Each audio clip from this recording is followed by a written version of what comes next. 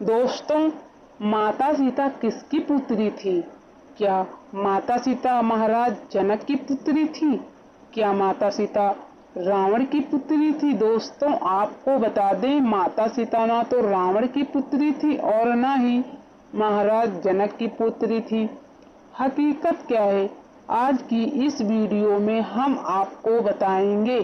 दोस्तों, आपने YouTube पर बहुत सारी वीडियो को देखा होगा जिसमें लोगों ने यह बताया है कि माता सीता रावण की पुत्री थी और माता सीता का जन्म जब हुआ था तो माता सीता का पालन पोषण महाराज जनक ने किया था, इसीलिए वह रामायण के हिसाब से देखा जाए तो माता सीता राजा जनक की पुत्री थी। तो दोस्तों, आपको बता दें, माता सीता न तो महाराज जनक की पुत्री थी और न ही रावण की पुत्री थी। तो दोस्तों, लेकिन हकीकत क्या है वह आज की वीडियो में हम बताएंगे। दोस्तों, सच्चाई जानने से पहले एक बार सोचना चाहिए, क्या वास्तव में ऐसा हो सकता है जैसा कि रामायण में बताया है और यह दर्शाया गया है कि महाराज जनक की पुत्री सीता थी, जिनकी माता का नाम सुनैना था और इनके पिता का नाम राजा जनक बताया गया है। दोस्तों, कुछ लोगों का मानना यह है कि माता सीता रावण की पुत्री थी। तो दोस्तों, हकीकत क्या है, आज की इस वीडियो में हम आपको बताएंगे कि माता सीता किसकी पुत्री थी। दोस्तों, आपने रामायण को देखा जरूर होगा जिसमें जो रावण था, दोस्तों रावण एक राक्षस प्रवृत्ति का था, लेकिन रावण बहुत बड़ा ज्ञानी था। दोस्तों, रावण दिन पर दिन गरीब लोगों को सताता था। रावण अपने आप को भगवान मानता था क्योंकि उसे घमंड इस बात का था कि हमारे जैसा इस संसार में कोई विद्वान नहीं है।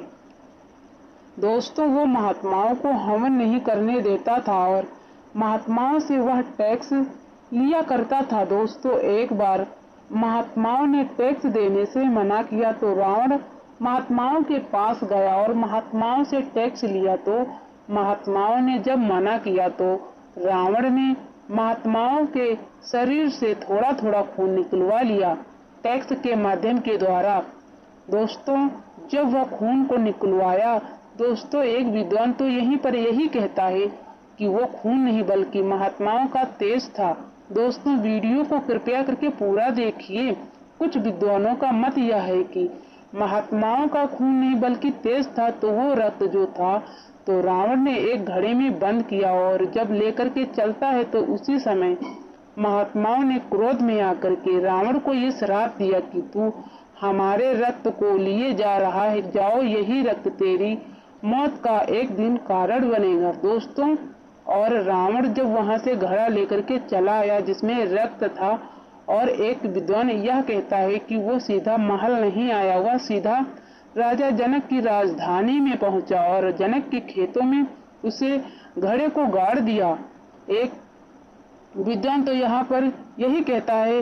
दोस्तों, दूसरा विद्वान यह कहता है कि ना जी ना, वह रक्त लेकर के यानी वो घड़ा लेकर के सीधा अपने महल में आया और महल में उस घड़े को रख दिया। दोस्तों, और रखने के बाद में और मंदोदरी ने यह पूछा कि इसमें क्या है, तो रावण ने मंदोदरी से कहा कि इसमें जहर है, इसे आप छूना नहीं। और इतनी बात कहने के बाद रावण तपस्या करने चला जाता है हिमालय पर्वत पर। दोस्तों, कुछ दिनों बाद रावण की पत्नी मंदोदरी को काम जागृत हो गया। उसने रावण को बुलवाया परंतु रावण लौटकर नहीं आया।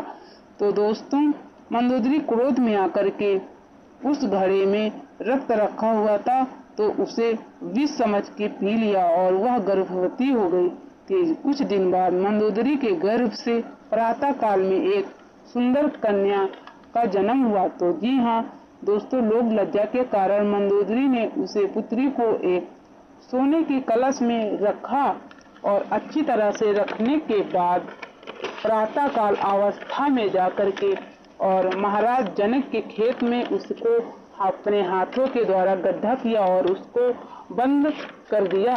कुछ दिन बाद राजा जनक के राज्य में सूखा पड़ गया था तो आकाशवाणी यह हुई थी। दोस्तों, आकाशवाणी में यह बताया गया था कि महाराज जनक स्वयं अपने खेतों में हल चलाएंगे तभी बारिश हो सकती है। दोस्तों, वाणी के माध्यम से महाराज जनक ने अपने खेतों में हल चलाने के लिए उसी दिन गए थे जिस दिन मंदोदरी और सोने के कलश में अपनी पुत्री को रखने के बाद लौटकर चली आई थी। तो दोस्तों उसके थोड़े दिन बाद राजा जनक ने अपने खेतों में जब हल चलाया तो भगवान की कृपा ऐसी हुई जहां पर वह कलश मंदोदरी ने जमीन पर गाड़ा था वहीं से महाराज जनक ने हल चलाना शुरू किया। तो हल की जो कील होती है वह उस कील से टकराई और घड़े से टकराने के बाद वो घड़ा ऊपर आया।